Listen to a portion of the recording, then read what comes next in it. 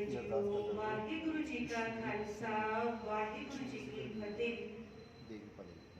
ਬਾਣੀ ਗੁਰੂ ਗੁਰੂ ਹੈ ਬਾਣੀ ਵਿੱਚ ਬਾਣੀ ਅੰਮ੍ਰਿਤ ਸਾਰੀ ਗੁਰਬਾਣੀ ਕਰ ਸੇਵਕ ਜਨ ਮਾਨਿਆ ਪਰ ਤਕ ਗੁਰੂ ਨਿਸਤਾਰ। ਇਹ ਸ਼ਬਦ ਗੁਰੂ ਤੋਂ ਪਾਵਨ ਸੇਧ ਲੈ ਕੇ ਜੀਵਨ ਨੂੰ ਸਵਾਰ ਸਕੀਏ। ਇਹ ਅਰਦਾਸਾਂ ਜੋਦੜੀਆਂ ਗੁਰੂ ਚਰਨਾਂ ਵਿੱਚ ਆਪਾਂ ਰੋਜ਼ ਕਰਨੀਆਂ ਨੇ। ਧੰਨ ਧੰਨ ਸ਼੍ਰੀ ਗੁਰੂ ਗ੍ਰੰਥ ਸਾਹਿਬ ਜੀ ਦੀ ਅੰਮ੍ਰਿਤਮਈ ਬਾਣੀ ਵਿੱਚੋਂ ਪੰਜਮ ਪਾਤਸ਼ਾਹ ਦੇ ਮੁਖਾਰਬਿੰਦ ਤੋਂ ਉਚਾਰ ਕੀਤੀ ਹੋਈ ਸੁਖਮਨੀ ਸਾਹਿਬ ਜੀ ਦੀ ਪਾਵਨ ਬਾਣੀ ਦੀ ਵਿਚਾਰ ਵਿਆਖਿਆ ਕਰਨ ਦਾ ਆਪਾਂ ਨਿਮਾਣਾ ਚ ਯਤਨ ਕਰ ਰਹੇ ਹਾਂ। ਇਹ ਪ੍ਰਤੱਖ ਗੁਰੂ ਨਿਸਤਾਰੇ ਦੀ ਅਵਸਥਾ ਤਦ ਹੀ ਬਣਦੀ ਹੈ ਜਦੋਂ ਆਪਾਂ ਸ਼ਰਧਾ ਨਾਲ ਭਾਵਨਾ ਨਾਲ ਇਸ ਪਾਵਨ ਬਾਣੀ ਨੂੰ ਪੜ੍ਹਦੇ ਹਾਂ, ਸੁਣਦੇ ਹਾਂ, ਵਿਚਾਰਦੇ ਹਾਂ, ਗੁਣਦੇ ਹਾਂ, ਇਸ ਦੇ ਮੁਤਾਬਿਕ ਜੀਵਨ ਬਣਾਉਣ ਦਾ ਯਤਨ ਕਰਦੇ ਹਾਂ, ਅਰਦਾਸਾਂ ਕਰਦੇ ਹਾਂ, ਜੋਦੜੀਆਂ ਕਰਦੇ ਹਾਂ। ਇਸ ਕਲਯੁਗੀ ਪਸਾਰੇ ਵਿੱਚ ਉਸ ਵਾਹਿਗੁਰੂ ਨੇ ਸਭ ਨੂੰ ਅਰਦਾਸ ਕਰਨ ਦੀ ਇੱਕ ਖੁੱਲ੍ਹ ਦਿੱਤੀ ਹੈ, ਸੁਤੰਤਰਤਾ ਦਿੱਤੀ ਹੈ, ਆਜ਼ਾਦੀ ਦਿੱਤੀ ਹੈ। ਹਰ ਜੀ ਆਪਣੇ ਹਿਰਦੇ ਦੇ ਭਾਵਾਂ ਨੂੰ ਖੋਲ੍ਹ ਕੇ ਉਸ ਪਰਮ ਪਿਤਾ ਪਰਮਾਤਮਾ ਦੇ ਅੱਗੇ ਰੱਖ ਸਕਦਾ ਹੈ, ਜੋਦੜੀ ਕਰ ਸਕਦਾ ਹੈ। ਤੇ ਜਦੋਂ ਅਸੀਂ ਹਿਰਦੇ ਕਰਕੇ ਪੁਕਾਰ ਕਰਦੇ ਹਾਂ, ਹਿਰਦੇ ਕਰਕੇ ਜੋਦੜੀ ਕਰਦੇ ਹਾਂ, ਬੇਸ਼ੱਕ ਉਹ ਵਾਹਿਗੁਰੂ ਹਰ ਵੇਲੇ ਸਾਡੀ ਸੁਣਦਾ ਹੈ। ਪਰ ਜਦੋਂ ਕਹਿੰਦੇ ਨੇ ਨਾ, ਜਿੰਨੀ ਗਹਿਰਾਈ ਤੋਂ ਪਾਣੀ ਆਵੇ ਮਿੱਠਾ ਉਨਾ ਹੁੰਦਾ ਹੈ, ਉਸੇ ਤਰ੍ਹਾਂ ਜਦੋਂ ਅਸੀਂ ਹਿਰਦੇ ਕਰਕੇ ਆਵਾਜ਼ ਲਗਾਉਂਦੇ ਹਾਂ, ਉਸ ਵਾਹਿਗੁਰੂ ਦੇ ਅੱਗੇ ਤਰਲੇ ਮਿੰਨਤਾਂ ਜੋਦੜੀਆਂ ਕਰਦੇ ਹਾਂ, ਉਹ ਵਾਹਿਗੁਰੂ ਗਲਵਕੜੀ ਵਿੱਚ ਲੈ ਲੈਂਦਾ ਹੈ। ਆਪਣੇ ਨਾਮ ਦੀ ਇਹ ਅੰਮ੍ਰਿਤ ਬੂੰਦ ਜੋ ਹੈ ਉਹ ਹਿਰਦੇ ਵਿੱਚ ਵਸਾ ਦਿੰਦਾ ਹੈ। ਤੇ ਜਦੋਂ ਇਹ ਅੰਮ੍ਰਿਤਮਈ ਬਾਣੀ ਕਿਸੇ ਵੀ ਹਿਰਦੇ ਘਰ ਵਿੱਚ ਵਸ ਜਾਂਦੀ ਹੈ, ਕਹਿੰਦੇ ਪੱਥਰ ਤੋਂ ਪੱਥਰ ਦਿਲ ਵੀ ਜਿਹੜਾ ਹੈ ਉਹ ਦਇਆ ਨਾਲ ਭਰ ਕੇ ਮੋਮ ਬਣ ਜਾਂਦਾ ਹੈ। ਵਾਹਿਗੁਰੂ ਰਹਿਮਤ ਕਰੇ, ਬਖਸ਼ਿਸ਼ ਕਰੇ। ਇਸ ਪਾਵਨ ਬਾਣੀ ਨੂੰ ਪੜ੍ਹਨ ਸੁਣਨ ਦਾ ਸੁਭਾਗ ਸਮਾਪਾਂ ਨੂੰ ਮਿਲਿਆ ਹੈ ਤਾਂ ਸਤਿਗੁਰੂ ਆਪ ਕਿਰਪਾ ਕਰਕੇ ਇਹ ਪਾਵਨ ਬਾਣੀ ਸਾਡੇ ਹਿਰਦੇ ਘਰਾਂ ਵਿੱਚ ਵਸਾ ਦੇਣ, ਇਸ ਦੇ ਮੁਤਾਬਿਕ ਸਾਡਾ ਜੀਵਨ ਬਣ ਜਾਵੇ। ਇਸੇ ਆਸ ਤੇ ਵਿਸ਼ਵਾਸ ਦੇ ਨਾਲ 8ਵੀਂ ਅਸ਼ਟਪਦੀ ਦੀ ਅੱਜ ਚੌਥਾ ਜੋ ਪਦਾ ਹੈ, ਪੌੜੀ ਕਹਿ ਸਕਦੇ ਹਾਂ, ਪਦਾ ਕਹਿ ਸਕਦੇ ਹਾਂ, ਉਸ ਦੀ ਆਪਾਂ ਵਿਚਾਰ ਵਿਆਖਿਆ ਕਰਨ ਦਾ ਨਿਮਾਣਾ ਯਤਨ ਕਰਦੇ ਹਾਂ। ਗੁਰੂ ਪਾਤਸ਼ਾਹ ਪ੍ਰਮਾਣ ਕਰਦੇ ਨੇ, ब्रह्म ज्ञानी एक ऊपर आस, ब्रह्म ज्ञानी का नहीं विनाश, ब्रह्म ज्ञानी के गरीबी समाहा, ब्रह्म ज्ञानी परोपकार उमाहा, ब्रह्म ज्ञानी के नाही तंदा, ब्रह्म ज्ञानी ले तावत बंदा, ब्रह्म ज्ञानी के होए सो भला, ब्रह्म ज्ञानी सफल फला, ब्रह्म ज्ञानी संग सगल उदार, नानक ब्रह्म ज्ञानी जपे सगल संसार, ब्रह्म ज्ञानी संग सगल उदार, नानक ब्रह्म ज्ञानी जपे सगल संसार। गुरु पातशाह ब्रह्म ज्ञानी के लक्षण, उन्हां दे गुण, उन्हां दी अवस्था नूं बयान करते हुए समझाना करते ने। ब्रह्म ज्ञानी एक उपर आस, ब्रह्म ज्ञानी दी हमेशा एक तो ही विश्वास ते एक ते ही आस। वो दुनिया दे अगे किसी दे अगे उन्हां दी कोई मंग है ही नहीं, केवल ते केवल उस अकाल पुरख वाहिगुरू दे पूर्ण विश्वास है, भरोसा है। ते इस अटल भरोसे के अनुसार ही वो हमेशा उस एक ते विश्वास रखते हुए, एक तो आस रखते हुए जीवन में विचरण करते हैं ते अपना जीवन सफल बना लेंदे ने। केवल अपना ही नहीं बनाते, उन्होंने दी संगत विच जो आता है उन्हों का जीवन भी धन का योग हो जाता है। उन्होंने विश्वास एक ते है हमेशा नहीं। ब्रह्म ज्ञानी का नहीं विनाश, वो कदे विनिश नहीं हो सकते, उन्होंने विनाश नहीं हो सकता, वो सदा अमर नहीं क्योंकि वो रब का रूप ने। ब्रह्म ज्ञानी के गरीबी समाहा, और सासन जी ये गरीबी कोई तंगहाली का ना नहीं है, गुरमत रिदे गरीबी आवे, गुरबाणी का पावन फरमान है। गुरमत के धारनी होके मन विच हलीमी आ जाती है, विनम्रता आ जाती है, जिसनों बाबा नानक सारे गुणा का सार दसते हैं। मिठत नीवी नानका गुण चंगेया तत, सारे गुणा का सार मिठा बोलना ते निभ के चलना है। नाल फिर कलयुगी जीवां दा जो है मार्गदर्शन करते हुए ये भी कह देते ने, ये भी समझा देते नवीन तुकां दे अंदर कि ये हलीमी, ये विनम्रता केवल अपने स्वार्थ तक सीमित ना होवे। अपना स्वार्थ सिद्ध हो रहा होवे ते बंदा हलीमी दिखाए, विनम्रता दिखाए, इसके नाल कुछ सवरण वाला नहीं है, क्योंकि वो कट करके जानन वाला है। उस मालक ने ते तुहाडे अंदर भाव की चल रहा है उसनूं वेखना है। इसलिए शास्त्र विचों गुरु पातशाह समझाउंदे ने कि ब्रह्म ज्ञानी के गरीबी समाहा, ब्रह्म ज्ञानी के हृदय विच विनम्रता ही विनम्रता कुट कुट के भरी होती है। इतनी हलीमी, इतनी निर्माणता के अंदर उन्होंने जीवन होता है। किसी चीज़ का हौमे का फुरना तो उन्होंने अंदर आ ही नहीं सकता। किसी चीज़ की अपनी वटाई नहीं।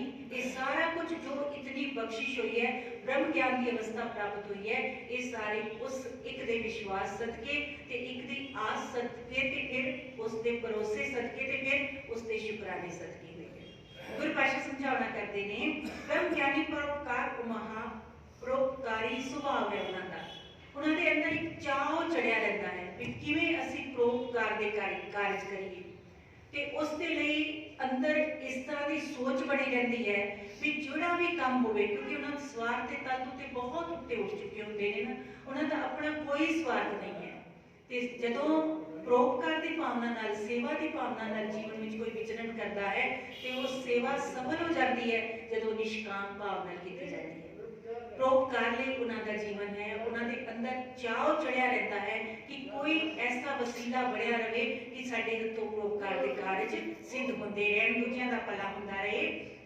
ब्रह्म ज्ञानी के नाही कंदा, ब्रह्म ज्ञानी के हृदय विच किसी तरह का कोई प्रपंच वो तंदियां विच उलझे हुए है नहीं, किसी तरह का प्रपंच उन्होंने जीवन में है ही नहीं, कोई दिखावा नहीं है। बस वो एक अकाल पुरख नूं जानते हैं कि उस सब दे विच वसते उस रब जी नूं वेख के परोपकारी कार्यां विच ही अपना जीवन सारा लगा देते हैं, पुण्य कर्मां विच ही अपना सारा जीवन जो लगा देते हैं। उन्होंने जीवन में किसी तरह का कोई प्रपंच धंधेबाजी नहीं है। ब्रह्म ज्ञानी है तावत बंदा, ये सारिया जो बंधना तो मुक्त, उन्होंने भज तोड़ खत्म हो जाती है वो पूरे, क्योंकि उन्होंने रस्ता जिहड़ा चुनिया है, उन्होंने रस्ता जिहड़ा मार्ग जिहड़ा चुनिया है वो बिल्कुल सीधा सपाट है। उस विच कोई विंग टेढ़ नहीं, उस विच कोई दिखावा नहीं, कोई प्रपंच नहीं, कोई छल नहीं, कोई कपट नहीं। केवल ते केवल एक ते विश्वास करते हुए सब दे विच उसकी जोत नूं पहचानते हुए वो जीवन मार्ग विच विचरण करते हैं।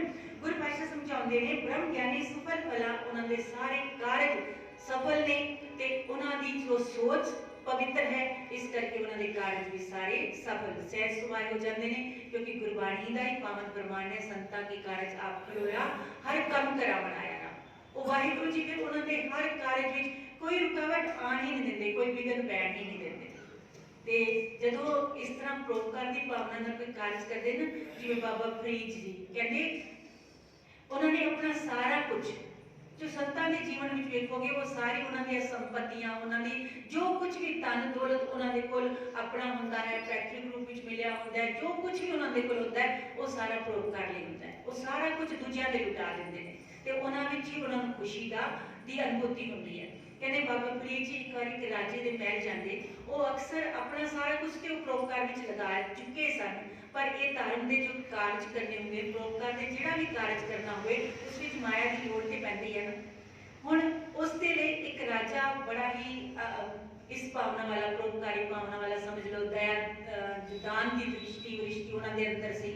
इस भावना करके वो राजे को जदों फिर लोड़ पैंदी इन्हां सेवा के कार्यां लई ते उस राजे को चले जाते सन। कहते एक दिन की होया, राजा इबादत विच बैठा सी, उस परमात्मा की भगती विच बैठा सी ते बाबा फरीद जी थोड़ी देर इंतजार करते हैं कि जदों ये अपनी भगती तो उठेगा तो फिर इसनूं जिन्नी लोड़ है उसनूं कह देना है। कहते देखिया जदों बाबा फरीद जी चटक बैठे रहे तो वो जिहड़ा राजा सी इबादत करके उसने उत्ता हथ कीते, उस अल्लाह ताला उस रब तो कुछ मंगिया ते बाबा फरीद जी जदों ये वेख रहे ने, अजे उस राजे ने अखां मीठियां होईयां ने, अजे अखां नहीं खोलियां ते बाबा फरीद जी उठ के वापस चले आते हैं। जिवें ही, क्योंकि एहसास तो हो जाता है बंदे नूं, चाहे बैठा है अखां बंद करके तो एहसास तो हो जाता है कोई कोल आया है, बैठा है। पर जदों अखां खोलियां राजे ने तो की वेखदा है कि कोई आया भी सही तो चला भी गया। सेवकां नूं बुलाया, उन्होंने दसिया कि बाबा फरीद जी आए सन ते कहते जल्दी दौड़ के जाओ तो बाबा फरीद जी नूं वापस बुला के लियाओ। बाबा फरीद जी कदे भी खाली हथ नहीं गए मेरे महलों तो, अज वो खाली हथ चले गए नहीं, तो इसका मतलब वो नाराज होके गए ने। जो वापस बुलाया गया बाबा फरीद जी वापस आए, कहते राजा कहते आज फरीद जी तुसी एवें चले गए खाली हथ, ते सेवा दसो किन्ना कुछ की चाहिए सी। कहते नहीं अज मैनूं समझ आ गई, एक मंगते कोल की मंगना, जब तू उस अल्लाह ताला कोल मंग रहा है तो मैं भी उस अल्लाह ताला को मंग लवांगा, तेरे कोल की मंगा, मंगते कोल की मंगा मैं। हुण साध संगत जी कहण तो मुराद बेशक परोपकारी जीवन है, फिर इतनी इतनी उच्ची भावना बन जाती है, इतनी सुच्ची भावना बन जाती है कि फिर वो जो जिहड़े कारज होने ने उसनूं सुते सिर पूरे करने के लिए वाहिगुरु जी आप वसीला बना के आप ही फिर उत्थे आके ये सारे कार्य भी आप करा जाते हैं। विश्वास पूरा होना चाहिए है। ब्रह्म ज्ञानी संग सदर उदार, ब्रह्म ज्ञानी दे नाल सदर उदार, यानी जेड़े भी उन्हां दी संगत विच ने उन्हां दा भी उदार हो जाता है, उन्हां दा भी भव सागर तो पार उतारा हो जाता है। जिवें गुरु पातशाह जपजी साहिब जी दी पावन बाणी दे श्लोक विच उच्चारण करते हैं, जिन्नी नाम ते आया गए मशक्कत काल नानक ते मुख उजले एकी जुटे नाल। उन्हां दे ते मुख उज्जवल ने इत्थे भी ते उस मालक दी दरगाह विच भी, ते नाल ही जेड़े उन्हां दे नाल ने, उन्हां दी संगत विच ने, उन्हां दे कुटुंब विच ने, परिवार विच ने, कहते उन्हां दी कुलां दी कुलां तर जांदियां ने, उन्हां दे नाल सारियां दा उद्धार हो जाता है, पार उतारा हो जाता है। नानक ब्रह्म ज्ञानी जपे सगल संसार, गुरु पातशाह प्रमाण करते हैं, ब्रह्म ज्ञानी जपे सगल संसार, सारा संसार उन्हां नूं वेख के उस परमात्मा की बंदगी विच लगता है, या यूं कह लो कि सारा संसार जिहड़ा है उन्हां तों सेध लैके उस मार्ग ते चलता है, या सारे संसार दे विच उन्हां दी जो है पूजा है, उन्हां दा मान सम्मान है, सत्कार है। किस करके है? उस वाहिगुरु ते एक ते विश्वास करके, उस ते भरोसे करके, उस ज्ञान करके जो उस वाहिगुरु ने उन्हां दे अंदर भरिया है, उन्हां नूं विवेक बुद्ध बख्शी है, हंस वाली वृत्ति बख्शी है, ते उन्हां दी संगत विच भी आके साडे वर्गे मूड़ तो मूड़ मत वाले भी बहुत उन्हां दे जीवन विच भी तब्दीली आ सकती है। इस पावन बाणी दे सदके लोग परलोक सुहेले हुंदे ने। वाहिगुरु रहमत करे, बख्शिश करे, जिसने सानू पढ़न सुनन दा सुभाग समा बख्शिया है, कोई ही तरस खा के कोई कणी कोई किनका साडे गिरदे घरां दे अंदर इस कदर रसा वसा देवे, जिस सदके ये लोग सुखिए पर लोग सुहेले नानक हर प्रभु आपे मेरी व्यवस्था बन सके। भुलना चुका दी खिमा बख्शियो जी। वाहिगुरु जी का खालसा, वाहिगुरु जी की फतेह।